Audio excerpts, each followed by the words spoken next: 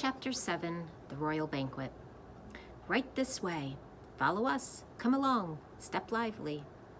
Here we go, they shouted, hopping from the wagon and bounding up the broad marble stairway.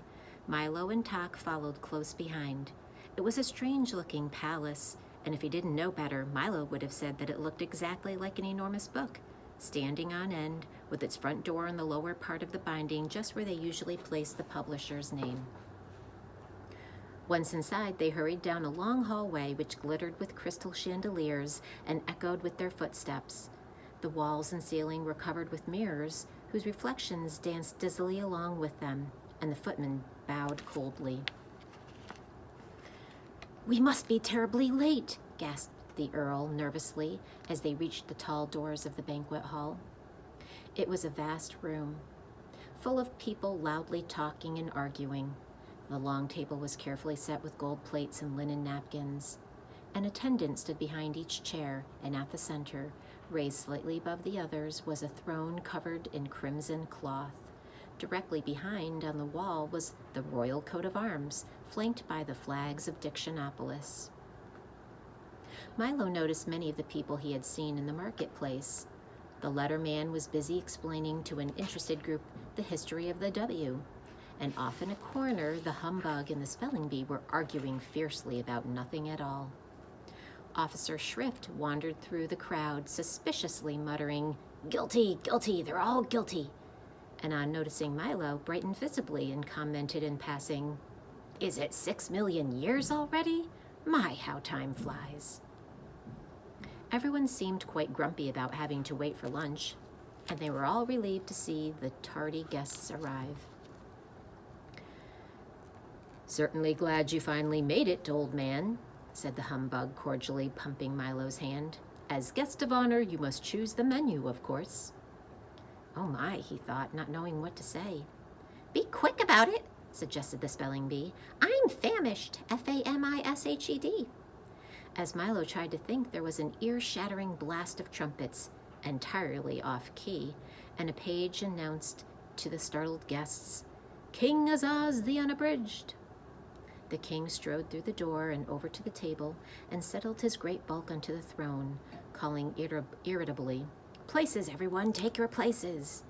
He was the largest man Milo had ever seen, with a great stomach, large piercing eyes, a gray beard that reached to his waist, and a silver signet ring on the little finger of his left hand. He also wore a small crown and a robe with the letters of the alphabet beautifully embroidered all over it. "What have we here?" he said, staring down at Tok and Milo as everyone took his place. "If you please," said Milo, "my name is Milo, and this is Tok. Thank you very much for inviting us to your banquet, and I think your palace is beautiful." "Exquisite," corrected the Duke. "Lovely," counseled the minister. "Handsome," recommended the Count. "Pretty," hinted the Earl. "Charming," submitted the undersecretary. "Silence," suggested the king. "Now, young man, what can you do to entertain us? Sing songs? Tell stories? Compose sonnets? Juggle plates? Do tumbling tricks? Which is it?" "I can't do any of those things," admitted Milo. "What an ordinary little boy," commented the king. "Why, my cabinet members can do all sorts of things. The Duke here can make mountains out of molehills.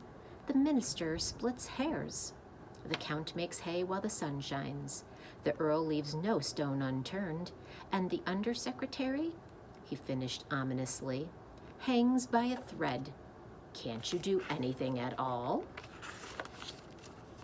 "I can count to 1,000, offered Milo.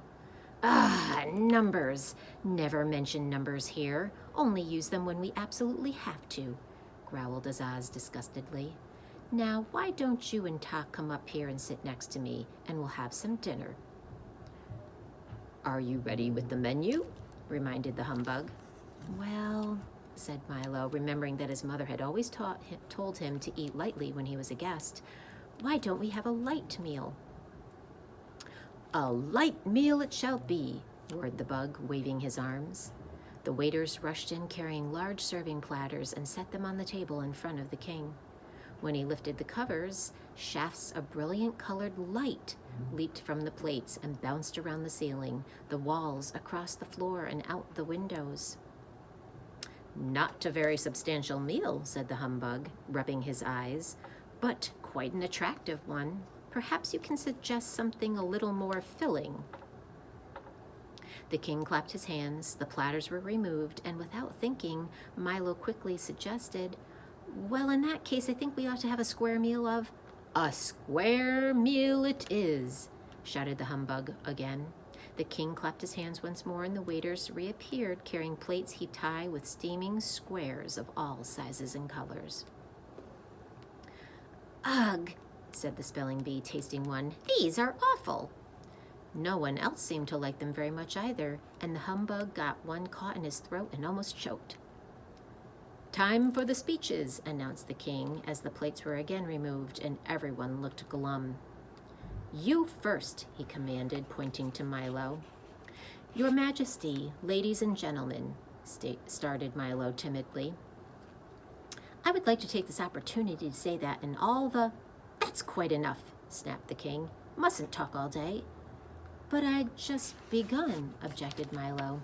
"Next," bellowed the king. "Roast turkey, mashed potatoes, vanilla ice cream," recited the humbug, bouncing up and down quickly.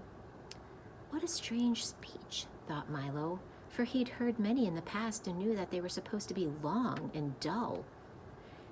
"Hamburgers, corn on the cob, chocolate pudding, pudding," said the spelling bee in his turn. "Frankfurters, sour pickles, strawberry jam," shouted Officer Shrift from his chair. Since he was taller sitting than standing, he didn't bother to get up. And so down the line it went, with each guest rising briefly, making a short speech, and then resuming his place. When everyone had finished, the king rose. "Pâté de foie gras, soupe à la oignon, faisan sous clocher, salade endive, fromage et fruits et demi-tasse," he said carefully, and clapped his hands again.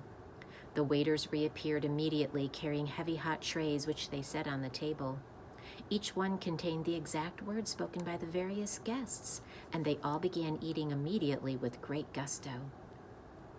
"Dig in," said the king, poking Milo with his elbow and looking disapprovingly at his plate.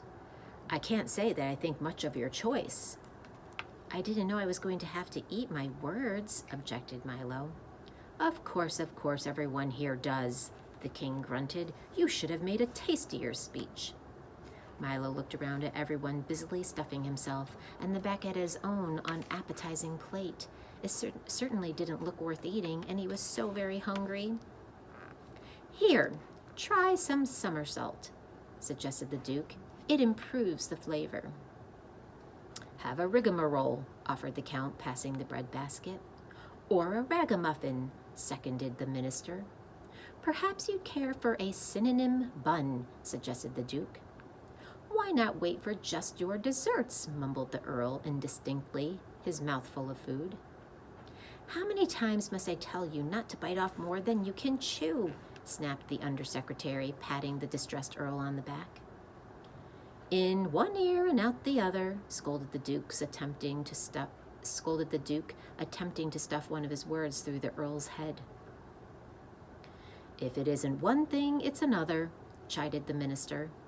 "Out of the frying pan into the fire," shouted the Count, burning himself badly. "Well, you don't have to bite my head off," screamed the terrified Earl, and flew at the others in a rage. The five of them scuffled wildly under the table. "Stop that at once," thundered Azaz, "or I'll banish the lot of you."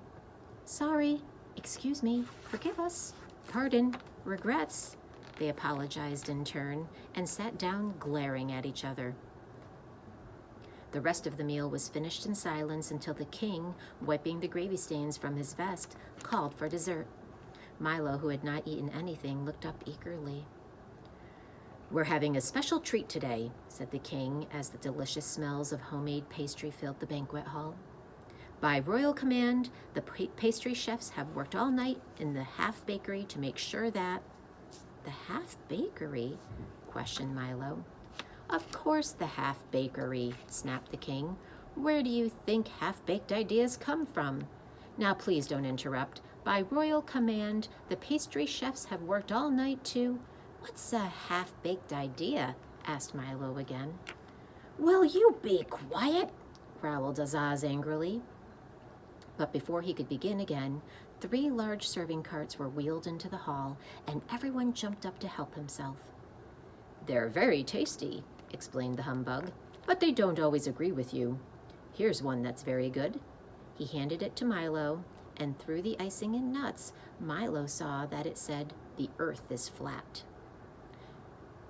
People swallowed that one for years, commented the spelling bee, but it's not very popular these days. D-A-Y-S.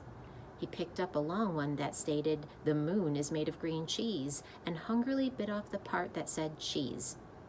Now there's a half-baked idea, he said, smiling. Milo looked at the great assortment of cakes, which were being eaten almost as quickly as anyone could read them. The Count was munching contentedly on "It never rains, but it pours," and the king was busy slicing one that stated, "Night air is bad air." I wouldn't eat too many of those if I were you, advised Tock. They may look good, but you can get terribly sick of them. Don't worry, Milo replied. I'll just wrap one up for later. And he folded his napkin around. Everything happens for the best.